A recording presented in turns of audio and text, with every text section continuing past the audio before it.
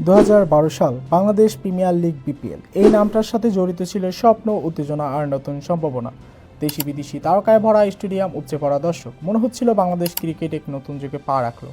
শুরুর দিকে বিপিএল খেলেছেন Chris Gayle, Kevin Pietersen, Andre Russell এবং দেশে ছিল সাকিব, তামিম, মুশফিকের মতো তারকারা।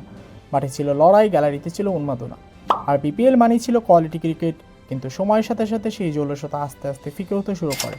আজ অনেক দর্শকেরই প্রশ্ন, আগের বিপিএল আর এখনকার বিপিএল কি এক? মান কমে যাওয়ার পিছনে কিছু গুরুত্বপূর্ণ কারণ আছে। প্রথমত, ব্যবস্থাপনার দুর্বলতা। বারবার ফ্র্যাঞ্চাইজি পরিবর্তন, পারিশ্রমিক বিতর্ক, খেলোয়াড়দের অভিযোগ, এই বিষয়গুলো বিপিএলের ইমেজে বড় ধাক্কা দেয়। দ্বিতীয়ত, বিদেশি তারকার ঘাটতি। একসময় যেখানে বিশ্বমানের খেলোয়াড়রা আসতে আগ্রহী ছিলেন, এখন অনেক বড় নামই বিপিএল এড়িয়ে চলে। ফলে আকর্ষণ কমে আন্তর্জাতিক মান। তৃতীয়, উইকেট ও ম্যাচ কোয়ালিটি। অনেক সময় অতিরিক্ত ব্যাটিং সহায়ক পিচ, একপেশে ম্যাচ, দুর্বল পরিকল্পনা দর্শকের আগ্রহ ধরে রাখতে ব্যর্থ হয়। চতুর্থ, সূচি ও সংঘর্ষ। অন্য বড় লিগগুলোর সাথে সময়ের সংঘর্ষে বিপিএল হারায় ভালো খেলোয়াড় আর মনোযোগ। তবুও বিপিএল এখনও শেষ হয়ে যায়নি। এই লিগ এখনও দেশি প্রতিভা তৈরির বড় মঞ্চ।